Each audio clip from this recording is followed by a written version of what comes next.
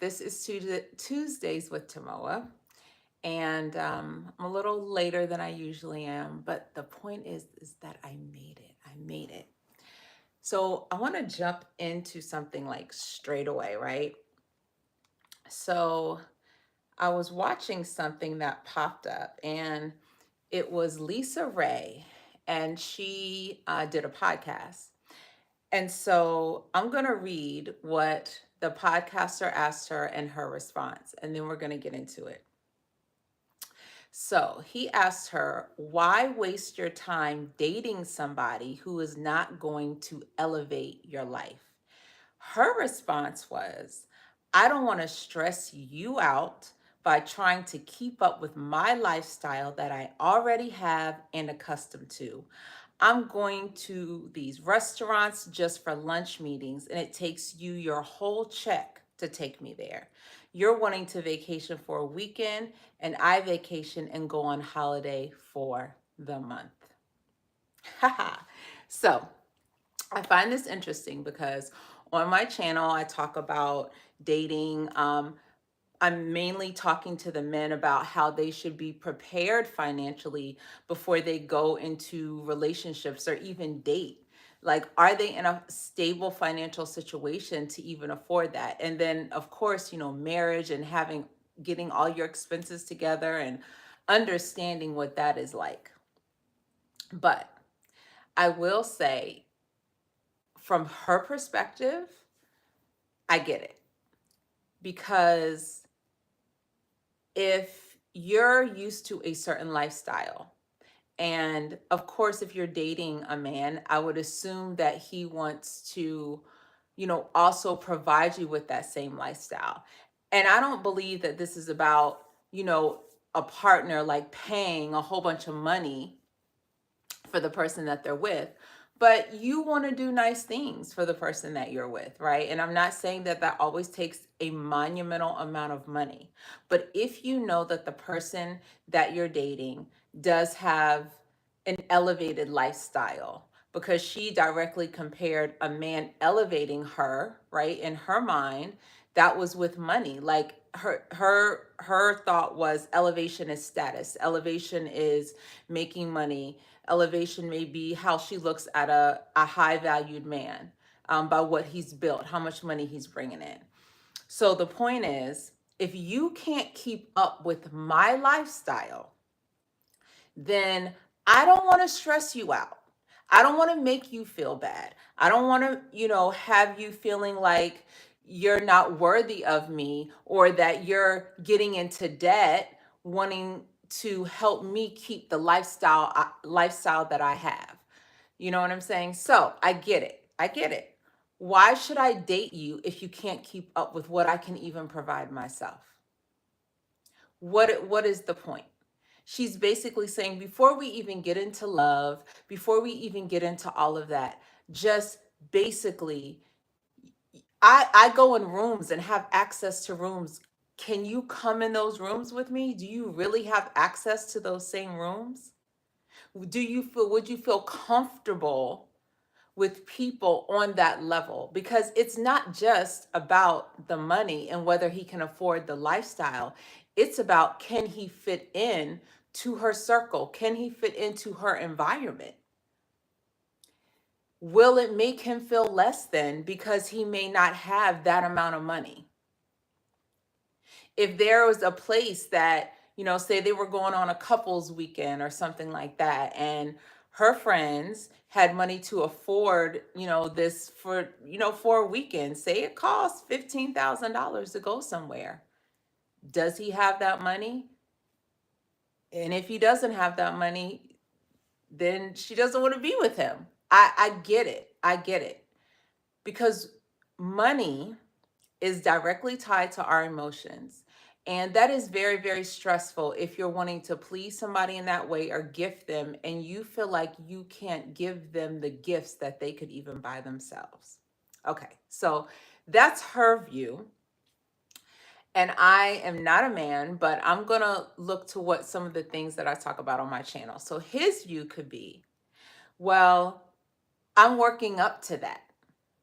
I at some point could provide you with that lifestyle. You see me elevating, right? I'm working hard. I have all these visions, I have all these dreams. Your presence and the things that you've built could help elevate me.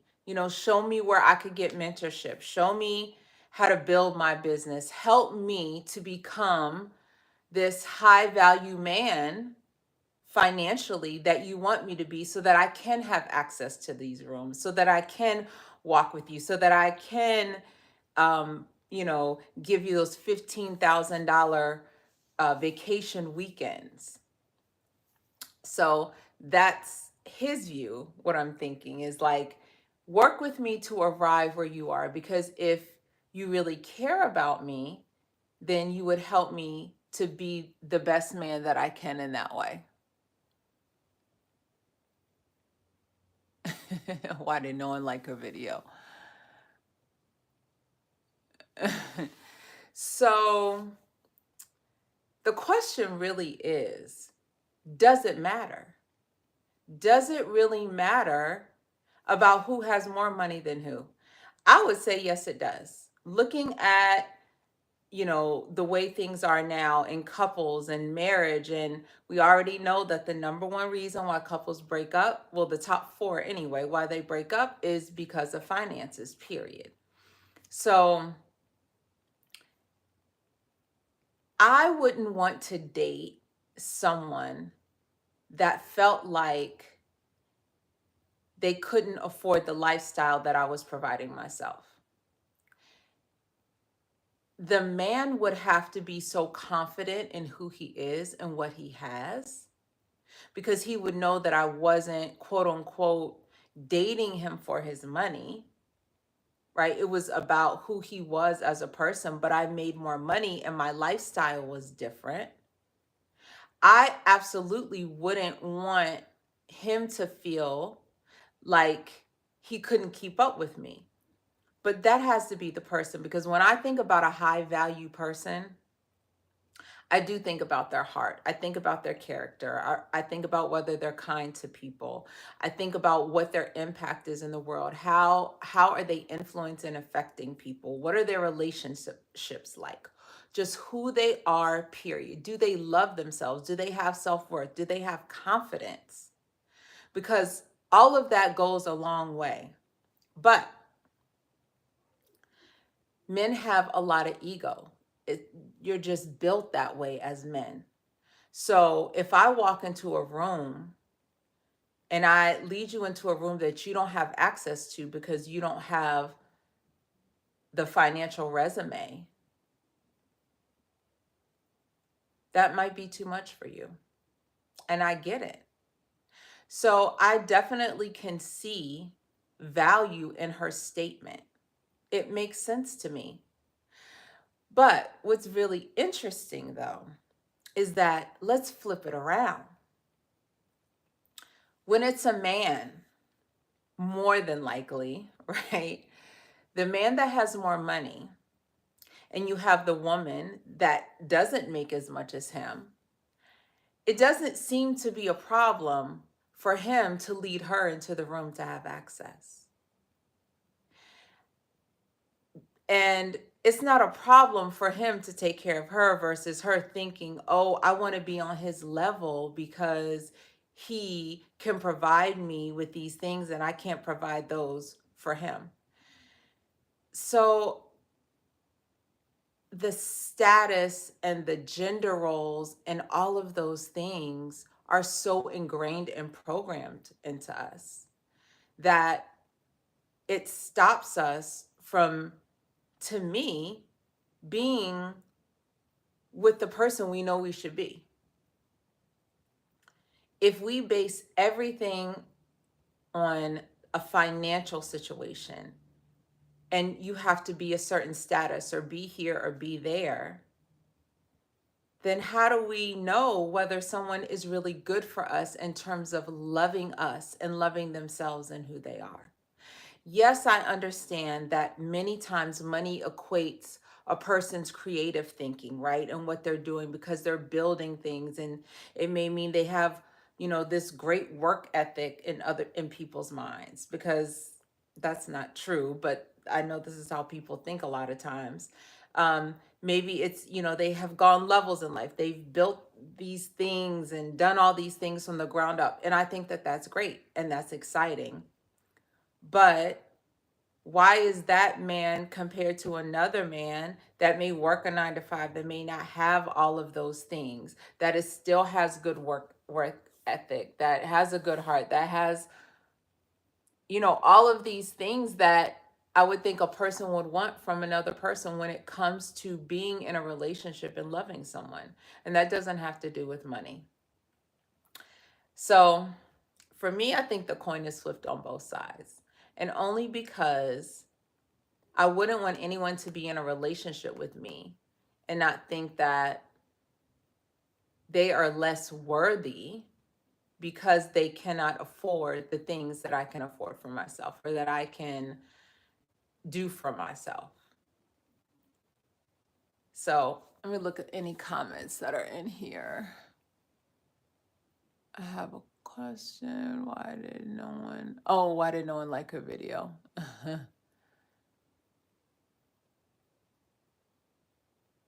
Oh. Yeah, I think it's interesting. I think that the one thing about what she said was, I think she said what other women think. I think that what she was saying was valid. It's not like she's the only woman that thinks that way. She's it's so interesting because we equate money so much with value. And the value of a person is not created or equal to money. It is absolutely not.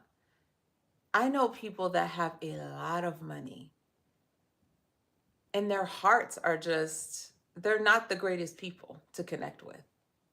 And not only that, they're in pain. They've never, you know, helped get their trauma intact. They are emotionally abusive. They don't know how to treat people. And they make a lot of money. They they have addictions, they have all kinds of things. They're just not happy people. And on the flip side, I know people that have very little money that are very, very happy and with their quality of life that they have and who they are. And they love themselves and they have self-confidence. And they feel worthy of things. So, the coin flips both ways. I just think that, especially in the United States with social media and everything looking like it's real, but it's fake, that we have built this unrealistic societal norm about women and men and relationships and money and finances and all of the things. And it has literally tore relationships apart. And our children are watching these things and they're feeding into these things, thinking that this should be the standard. And I just think on a whole perspective that we are missing something. We are missing something because at the end of the day, when your day comes, because everybody has an end date, I guarantee that you're not going to be thinking about all the money you have. You're going to be thinking about the people that were in your life, the people that loved you, the people that you loved, the impact that you made, who you were as a person, the way that you want people to think about you when you're gone. Things that really leave a legacy of who you are and what you've done. We are born to be creators. That is who we are. And so being creator and making impact, yes, that can be tied to money, and it may not be tied to money. But what you do on this earth is important. And I think that we forget that because we get so caught up in everything else.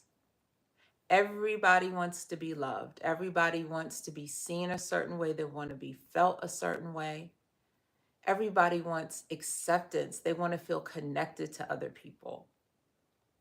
Money can't do that. Not a real connection. That is the that's not that's not real, and there are people that think that. So, I think that if we looked at each other with more respect, with more consideration, with more compassion, with more empathy, then it would go a long way and we wouldn't have these weird versions of ourselves wanting people to have all of these things and match everything. And it's unrealistic because there is no way in the world that just because a man can provide me with the life that I provide myself, that he's at the top of my list. If his heart is is not where it should be. If he carries around so much darkness and so much trauma and so many unhealed wounds, what do I care if you can spend $15,000 on a weekend for me? I don't care. Yes, you do want someone to match you in many, many ways, but I don't think matching someone specifically in a financial situation is always the deal breaker. That's just my opinion. So, um, yeah. So I want you guys to drop something in the comments. Let me know what your stance is on this, because this has been an argument for a long time between women and men and their relationships and how they treat each other and how they look at each other, and people always wanting to equate money with value or devalue a person because they're not meeting a certain quota when it comes to finances and dating and relationships. So leave me some comments and tell me what your experiences have been. I just thought this was really interesting to talk about. So I appreciate you listening. Remember, you are your greatest value. You are your greatest asset. Take care.